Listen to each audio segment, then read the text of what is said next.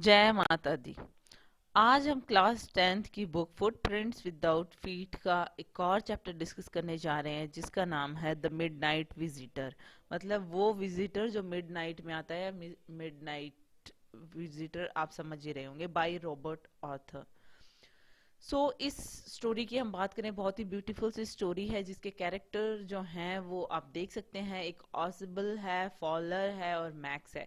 ये जो तीनों पर्सन्स हैं। ऑसिबल इसमें क्या है, एक सीक्रेट एजेंट है जो कि एक एजेंट जैसा लगता नहीं है। सीक्रेट एजेंट जैसा कि specially in terms of Fowler, Fowler जो है वो ऐसे सोचता है कि जो सीक्रेट एजेंट्स होते हैं लाइक स्पाई, वो कुछ अलग से ही होते हैं। मतलब देखने में भी काफी फिट फिट से, उनकी पर्सनैलिटी भी अलग ही होती है।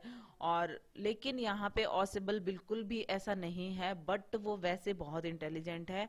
और but he shows a great presence of mind in this story. Fowler जो है वो एक यंग राइटर हैं जो कि रोमांटिक एस्पेक्ट ऑफ लाइफ के बारे में लिखते हैं। और यहाँ पर इस स्टोरी में वो ऑसिबल से आकर मिलते हैं कुछ एक्साइटमेंट के लिए, कि मतलब मैं एक सीक्रेट एजेंट से मिलने जा रहा हूँ, सो मुझे कुछ ना कुछ वहाँ पे कुछ एक्साइटेड देखने को मिलेगा। मैक्स जो है वो एक राइवल सीक्रेट एजेंट है ऑसिबल का। वो उससे कुछ जो इम्पोर्टेंट रिपोर्ट्स है वो लेने के लिए आता है। और फिर उन दोनों के बीच में क्या होता है वो हम इस स्टोरी में देखेंगे। और मैक्स जो है वो पतला है, टॉल है, और एकदम देखने में काफी चालाक सा दिखता है। इस तरीके की अपीयरेंस बता रखी है मैक्स की। तो अब होता क्या है इस स्टोरी में वो हम देखते हैं। तो सबसे पहले तो मैं बता दूं इस स्टोरी में क्या होता है, कि ऑसिबल जो है एक सीक्रेट एजेंट है। उसके पास एक इम्पोर्टेंट रिपोर्ट आने वाली है। और जो मैक्स है, जो इसका जो राइवल सीक्रेट एजेंट कह सकते हैं आप, वो आता है। और उससे वो इसलिए आता है ताकि वो ऑसिबल से वो रिपोर्ट ले सके। ओके। और यहाँ पर इन बिटवीन फॉलर जो है वो भी ऑसिबल से मिलने के लिए आता है। तो ये जो तीनों लोग हैं इनके बीच में क्या होता है एक होटल रूम में, वो हम देखेंगे। सो द मिडनाइट विजिटर की जो स्टोरी होती है वो ऑसिबल से शुरू होती है। ऑसिबल जो है एक सीक्रेट एजेंट जो है, उनके पास में एक राइटर आता है जिसका नाम है फॉलर। सो फॉलर जो है वो मतलब थ्रू आउट द इवनिंग ये सोचता रहता है कि कुछ एक्सपेक्ट, मतलब इंटरेस्टेड सा एक्सपेक्ट करता है वो, कि मैं एक सीक्रेट एजेंट के पास में आया हूँ, इसके साथ टाइम स्पेंड करूंगा तो काफी इंटरेस्टिंग होगा वो मेरे लिए, और मे बी मुझे राइटिंग में हेल्प कर सकता है। वो ऑसिबल के साथ टाइम स्पेंड करता है तो उसे लगता है कि ऑसिबल जो है वो जैसा कि उसने एक्सपेक्ट किया था उससे बिल्कुल ही डिफरेंट है। क्योंकि जैसे सीक्रेट एजेंट की उसने जैसे बॉडी सोची थी, एक तो वो देखने में भी वो वैसा नहीं था, क्योंकि वो काफी प्लम्पी सा, मतलब मोटा सा गोल मटोल सा पर्सन था। वो सोचता है कि जो मैंने इस इनके बारे में जो भी मैं सोच रहा था वो शायद रॉन्ग है। और लेकिन उसके बाद में जैसे ही कि वो ऑसिबल से मिलता है, और ऑसिबल को भी लगता है कि फॉलर जो है वो जो एक्सपेक्ट कर रहा था उसने शायद मुझ में वो नहीं पाया। लेकिन उन्होंने कहा कि कुछ ना कुछ इंटरेस्टिंग होगा जब हम मेरे पास में जो कंट्री के भविष्य की जो एक रिपोर्ट है जो कि कंट्री का भविष्य चेंज कर देगी। वो कोई मिसाइल्स को लेकर जो रिपोर्ट है वो मेरे पास आएगी। तो ऑसिबल को लगता है कि मे बी तब कुछ इंटरेस्टिंग होने वाला हो। तो ऑसिबल जो है वो फॉलर को लेकर अपने रूम में ले जाना चाहता है, तो अपने वो वही जो रिपोर्ट है वो सब दिखाने के लिए। ऑसिबल फॉलर को जब वो रूम में लेकर जाता है तो उसका जो रूम होता है ऑसिबल का, वो 6th फ्लोर पे होता है। दैट मीन्स उस बिल्डिंग के टॉप मोस्ट फ्लोर पे लेकर जाता है। जैसे ही ऑसिबल और फॉलर उनके अपने जो रूम है ऑसिबल का उसमें पहुंचते हैं, तो वहां पर पहले से एक पर्सन खड़ा होता है जिसका नाम है मैक्स। वो एक गन के साथ में खड़ा होता है और वो कहता है कि जब तक वो मिसाइल्स के बारे में जो भी रिपोर्ट है वो वापस नहीं आ जाती तब तक तुम कंफर्टेबल हो सकते हो। वो ऑसिबल को और फॉलर को कंफर्टेबल होने के लिए कहता है। जो रिपोर्ट्स थी वो आने में 30 मिनट्स थे, मतलब अप्रोक्स 11:25, सॉरी 11:29 हो रखे थे, या ½ past 11 आप कह सकते हो। और मतलब आफ्टर 30 मिनट्स वो रिपोर्ट आने वाली थी। ऑसिबल और फॉलर को मैक्स जो है वो कंफर्टेबल होने के लिए कह दे रहा था।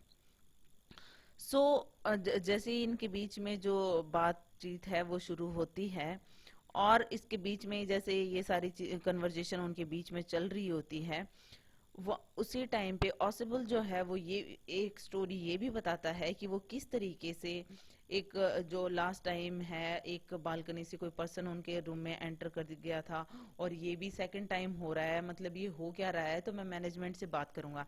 दैट मीन्स वो कंप्लेनिंग की बात कर रहा था कि इस होटल में मेरे साथ में ऐसा क्यों हो रहा है कि मतलब इस तरीके से पर्सन मेरे रूम में घुस जाते हैं, तो मैं एक्स्ट्रा सिक्योरिटी के लिए बोलूंगा। ऑसिबल ने जब ये स्टोरी सुनाई तो इससे मैक्स को ये समझ में आ गया कि हाँ भाई, लास्ट टाइम बालकनी से कोई आया था, दैट मीन्स कि ऑसिबल ने ये बताया कि जो बालकनी है वो जस्ट मेरी विंडो के नीचे है। ऑसिबल ने बोला कि इस तरीके से जब वो बातें बताई, और इतने में ही क्या होता है कि उनका जो ये सब कुछ वो लास्ट मंथ की स्टोरी सुना रहा था कि लास्ट मंथ मेरे साथ ऐसा हुआ था। इतनी देर में उनके डोर पे नॉक होती है, और ऑसिबल कहता है कि ये पुलिस ही होगी। सो वो एक्सपेक्ट कर रहा होता है कि पुलिस होगी, और जैसे ही मैक्स पूछता है तो वो कहता है कि ऑसिबल कि मैंने पुलिस को बुलाया था कि भाई पुलिस की जरूरत थी, क्योंकि रिपोर्ट्स इतनी इंपॉर्टेंट हैं, तो मुझे एक्स्ट्रा सिक्योरिटी की जरूरत थी। सो मैक्स जो है वो गन पॉइंट करता है उसकी तरफ, और वो कहता है कि मैं बालकनी में वेट कर रहा हूँ मैं तुम्हारे लिए। दैट मीन्स वो विंडो सिल पे खड़ा हो जाता है, और बाद में ऐसा कहता है कि मैं उसके बाद में बालकनी में मैं तुम्हारा वेट करूंगा, तुम जो है पुलिस को यहाँ से भेज देना, और अदरवाइज मैं तुम्हें शूट कर दूंगा। दैट मीन्स कि मैं अभी यहीं पे वेट करूंगा, तुम जैसे तैसे पुलिस को वापस भेज दो, और वो रिपोर्ट मैं तुमसे लूंगा, और ज्यादा होशियारी नहीं करनी है वरना तो शूट कर दूंगा। सो उसको डर लग रहा था क्योंकि मैक्स को कि वरना पुलिस उसे पकड़ लेगी। और जैसे ही वो मतलब जो डोर नॉब है वो टर्न होता है, क्योंकि ऑसिबल ने बोला था कि अगर मैं थोड़ी देर और वो नहीं खोलूंगा गेट को, जैसे ही नॉक होता है अगेन, तो वो कहता है कि मतलब पुलिस अंदर एंटर हो जाएगी, क्योंकि उनको लगेगा कुछ ना कुछ गड़बड़ है, क्योंकि उनको सिक्योरिटी पर्पज से ही बुलाया है। जैसे ही लेकिन मैक्स जो है वो विंडो सिल की तरफ जाता है और डोर नॉब जो है वो टर्न होती है, मैक्स उसी टाइम पुलिस के डर के मारे वो सोचता है कि मैं विंडो से बालकनी में जंप कर जाता हूँ, और मतलब जब तक पुलिस वापस नहीं चली जाती। लेकिन मैक्स जैसे ही विंडो के बाहर जंप करता है, वैसे ही बहुत जोर से आवाज आती है चीखने की, और बहुत जोर से स्क्रीम की आवाज सुनाई देती है। जैसे ही गेट खुलता है तो देखते हैं कि वहां पर कोई पुलिस नहीं होती है, वहां पे एक वेटर खड़ा होता है, और वो कहता है कि वो वाइन ले आया है मिस्टर ऑसिबल और फॉलर के लिए, जैसा कि मिस्टर ऑसिबल ने ऑर्डर किया था। फिर वो जो बोतल है, ट्रे है, ग्लासेस हैं, वो सब टेबल पे रख के और वहां से चला जाता है जो वेटर है वो। फॉलर जो है वो एकदम से सरप्राइज हो जाता है, और वो कहता है कि तुम तो मैक्स को कह रहे थे कि यहाँ पर गेट के बाहर पुलिस है, लेकिन यहाँ पे तो ऐसा कोई कुछ भी नहीं था, यहाँ पे तो ये वेटर खड़ा था। दैन जो है फॉलर के पूछने पर कि ये सब क्या हो रहा है, ऑसिबल कहता है, और वैसे भी ऑसिबल से वो ये भी पूछता है कि जब पुलिस थी ही नहीं तो जो पर्सन जो है बालकनी में वेट कर रहा है, उसको क्या रिप्लाई देगा, और वो वापस आएगा तब क्या होगा। तो ऑसिबल इस पे रिप्लाई करता है कि वो पर्सन वापस आएगा ही नहीं, क्योंकि मेरी विंडो के नीचे कोई बालकनी है ही नहीं। ये सारी जो चीजें हैं ये हमें ये शो करती हैं कि ऑसिबल जो है वो इस तरीके की सिचुएशन में भी अपनी जो नॉलेज है वो नहीं छोड़ता है, और इतनी सारी चीजें वो माइंड में उसकी चल रही होती हैं, और उसकी वजह से एक चीज जो उसने ये स्टोरी बनाई कि लास्ट मंथ कोई पर्सन मेरी बालकनी से अंदर एंटर कर गया था, जिससे कि मैक्स को लगा कि इसकी विंडो के नीचे कोई बालकनी है, जबकि ऐसा कुछ होता ही नहीं है। दूसरा, बाहर वेटर होता है, लेकिन फिर भी वो जैसा कि उसने वेटर को ऑर्डर किया था, और वो जैसे ही आया तो उसको ऐसा लगा कि इस तरीके से पुलिस की स्टोरी बनाने से मैक्स डर जाएगा, और वही हुआ। और इसलिए मैक्स जो नर्वसनेस में इस सिचुएशन को ना समझते हुए, और ऑसिबल की समझदारी काम यहाँ पे आती है, और जैसे ही पुलिस का नाम लिया जाता है या एंटर करती है, जैसे वो नॉब घूमती है, तो मैक्स जो है वो बालकनी में जंप करना चाहता है, लेकिन जंप करेगा कहाँ, बालकनी होती ही नहीं है उसकी विंडो के नीचे, और ना वो देखता है ना वो सोचता है। तो मतलब जो है मैक्स है वो ज्यादा इंटेलिजेंट नहीं होता है, जबकि ऑसिबल बहुत ज्यादा इंटेलिजेंट होता है। और जैसे ही वो टॉप फ्लोर से, क्योंकि वो 6th फ्लोर पे उसका रूम था ऑसिबल का, तो वो जैसे ही होटल के टॉप फ्लोर से जंप करेगा तो वो पॉसिबल है कि वो मर गया होगा। और ऑसिबल ने इस तरीके से अपनी नॉलेज और अपनी बुद्धिमानी से जो मैक्स है उसको पछाड़ दिया, और खुद एक बहुत ही डेंजरस सिचुएशन से निकल गया। साथ ही साथ में जो इम्पोर्टेंट जो रिपोर्ट्स थी वो भी इसके हाथ नहीं लगी, मैक्स के हाथ।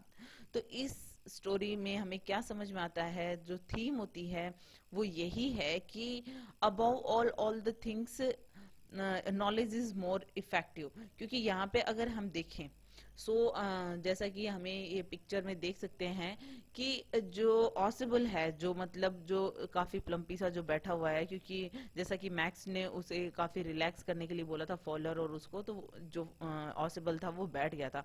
तो जो पर्सन बैठा हुआ है वो मतलब इतना देखने में डिटेक्टिव और मतलब as a spy, as a secret agent देखने में नहीं है, लेकिन नॉलेज से है। तो नॉलेज जो है वो ज्यादा जरूरी होती है अदर थिंग्स के मुकाबले, कि आप कैसे दिखते हो, कैसे क्या हो। ओके। और दूसरी तरफ जो मैक्स है वो देखने में काफी चालाक लग रहा है, लेकिन एक्चुअल में वो बेवकूफ निकलता है कि उसने बिना देखे बालकनी में वो जंप कर जाता है। So it's all about it, hope you like it. If you like it, please hit the thumbs up button, please please please subscribe the channel, put your views and suggestion in comment section. So thank